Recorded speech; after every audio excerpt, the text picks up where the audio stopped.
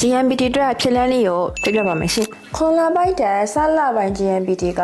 အချိန်နဲ့ပို့ပြီးတော့နေတယ်။ခွန်လာပိုင်းဆိုလို့ရှိရင်တော့အရှိမ6လလောက်ကအချိန်ရှိပေမဲ့ဆက်လာပိုင်းကျတော့ဆိုတော့4လပဲအချိန်ရတယ်ပေါ့နော်။ဆိုတော့စီ4လလည်းနဲ့ចောင်းသားចောင်းသူတွေကတာမန်လိုစာချက်နေအောင်လောက်နေရတော့အချိန်မှီပေါ့မလား။ပြီးတော့အခုဆိုတော့4လတော့မဟုတ်တော့ဘူး2လပဲကျန်တော့တယ်။ဆိုတော့ဒီ2လကိုဆိုတော့ပုံမှန်စာချက်နေမဟုတ်ပဲနဲ့ဆိုတော့ချက်လန်းလေးကိုပြပြမှာဖြစ်ပါတယ်။နံပါတ်1ကတော့စာအုပ်အများကြီးမကင်စီချင်ပါဘူးဟိုသူများဒီဟာကင်လို့ကိုကဒီဟာကင်မယ်မဟုတ်ပဲနဲ့ဆိုတော့ Facebook မှာလည်းအဲ့လိုမျိုးပဲပေါ့နော်ချို့ကငါကဗီဒီယိုတွေအများကြီးအမပြရလို့ဒီစာအုပ်တွေက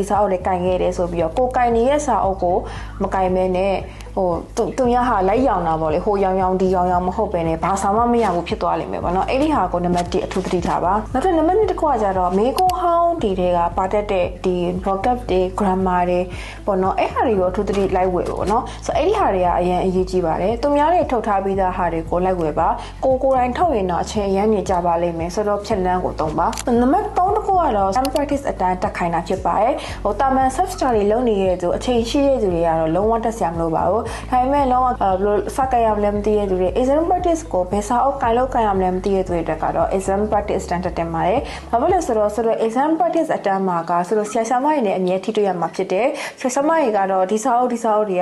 ကိုင်ဒီစာအုပ်အဆင်ပြေတယ်ဆိုတော့တခါတည်းဒီဆရာမတွေနဲ့လေ့ကျင့်ရင်းနဲ့ဆိုတော့မသိရဆိုတဲ့လုံးတွေကိုကိုယ်တိုင်ရှာတာတဲ့ဆရာဆရာမတွေကဟိုစာသင်ရင်းနဲ့ပြောတော့တာဖြစ်တဲ့အတွက်အဲ့ဒီနေရာမှာဆိုတော့အချိန်ကို safe ဖြစ်နိုင်ပါတယ်ရှင်အဲဒါကြောင့်မလို့ဆိုတော့ရဲ့ဒီ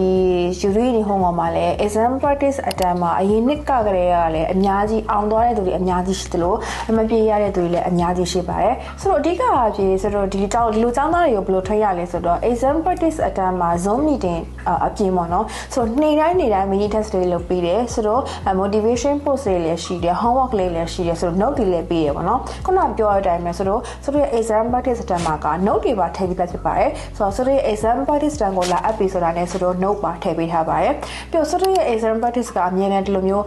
အနာအနီးမှလာတဲ့သူတွေအများများပါတယ်ဆိုတော့ဒီလိုမျိုး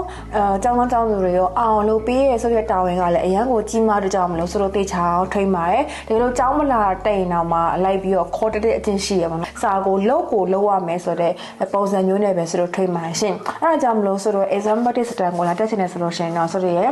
YouTube နေဟောင်းက message ကနေလာပြီးတော့ပို့ပေးပါရှင်ကျေးဇူးအများကြီးတင်ပါတယ်ရှင်